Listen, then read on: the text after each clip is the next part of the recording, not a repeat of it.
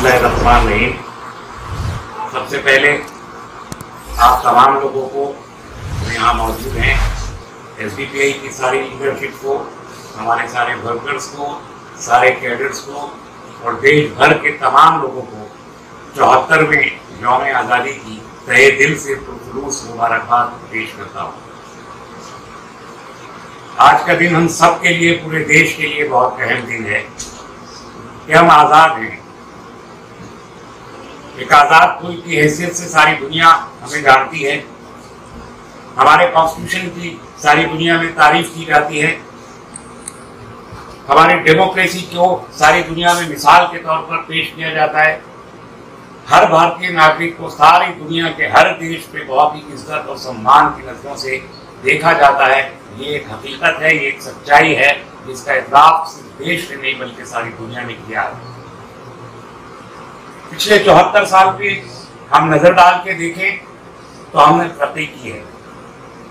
1947 से आज तक पर्टिकुलरली इंफ्रास्ट्रक्चर के एरिया में, हर इंफ्रास्ट्रक्चर एरिया में हमने तरक्की की है, चाहे वो इंडस्ट्री हो, ट्रेडिंग हो, बिजनेस हो, एग्रीकल्चर हो, रोड इंफ्रास्ट्रक्चर हो, ट्रांसपोर्ट इंफ्रास्ट्रक्चर हो, एग्रीकल्चर हो, इन तमाम क्षेत्रों में हमने बहुत तरक्की की है। उस तरक्की का सम्मान सारी दुनिया ने किया है। लेकिन जहां हमने ये तरक्की की है, वहीं हम ये भी देखते हैं कि इस इंफ्रास्ट्रक्चर डेवलपमेंट का कोई सीधा ताल्लुक हमारे शहरियों की ग्रोथ के साथ नहीं है। एक आम शहरी को जो जन सुविधाएं मिलनी चाहिए, जो शहरी सुविधाएं मिलनी चाहिए, वो अभी तक अधूरी है, वो उनको अभी तक मिली नहीं। बदकिस्मती यह है कि 74 साल की आजादी में लो पॉवर्टी लाइन आज भी हमारे पास 60% के करीब मौजूद है।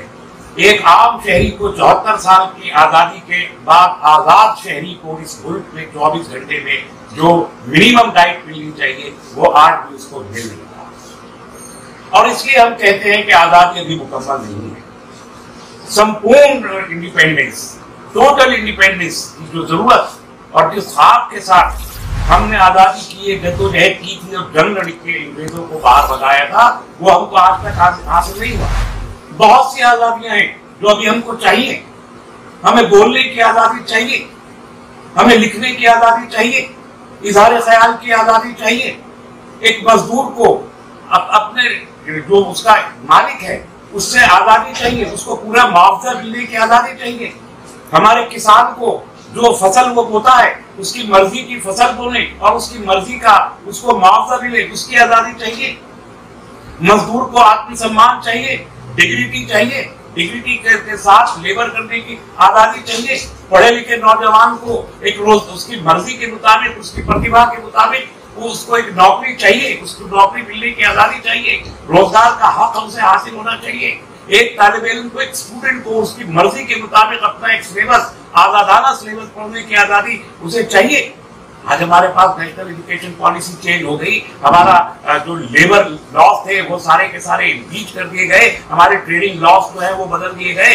हमको आजादी चाहिए। इन तमाम चीजों से हमको आजादी चाहिए। अपनी आइडेंटिटी के साथ जीने की आजादी चाहिए इस मुल्क में, सेल्फ डिटर्मिनेशन के साथ जीने की आजादी चाहिए इस मुल्क में। तमाम रियासतों को, तमाम रीजन्स को, तमाम जबानें बोलने वालों को, तमाम मजहबों पर अमल करने वालों को, तमाम कास्ट के लोगों को, तमाम क्लास के लोगों को अपनी शनाख्त, अपनी आइडेंटिटी के साथ जीने की भरपूर आजादी चाहिए। मुझे अपने रिचुअल्स पे, अपनी इबादत के तरीकों पर अमल करने की आजादी चाहिए।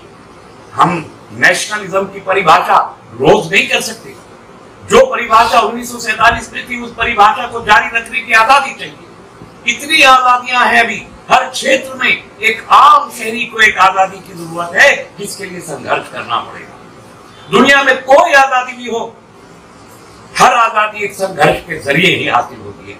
न आजादी फूलों की थाली में रखकर पेश की जाती है और न आजादी को भीख के जरिए हम हासिल कर सकते हैं। हमको मालूम है हमारे देश का जो इतिहास आजादी की जंग का, 100 साल हमने संघर्ष किया है। हमारे बुजुर्गों ने अंग्रेजों की लाठियां खाई हैं, जेलों में गए हैं, शहादतें दी हैं, सूलियों पे चढ़े हैं, काले पानी की सजाएं भुगती है और 100 साल तक लगातार उनकी बंदूकों के साए में, उनकी संगीनों के साए में, उनकी जेलों के अंदर रहकर हमने 100 साल संघर्ष किया है, तब जाके हमने आजादी हासिल की है। फूलों की थाली में रख के आजादी नहीं मिली। और जितनी आजादियां बाकी रह गई हैं, वो आजादी अभी बगैर संघर्ष के हासिल नहीं हो सकती। अगर देश को आजाद होना है, टोटल इंडिपेंडेंस चाहिए, तो टोटल इंडिपेंडेंस के लिए ये संघर्ष करने का अधिकार हमारा है। और इस तरफ अपोजिशन एक डेमोक्रेसी के सबसे खूबसूरत चीज है, जिसे अगर रोका गया तो इस देश में जितनी आजादी बाकी है वो भी बाकी है। तो इसीलिए एसडीपीआई का जो संकल्प है वो भी आजादी है, खौफ से आजादी, भूख से आजादी। इसीलिए हमने अपने लिए ये संकल्प तय किया है कि हमको टोटल आजादी चाहिए। खौफ और भूख के जुमरे में सारी आजादियां आ जाती हैं जिनका मैंने जिक्र आपके सामने किया।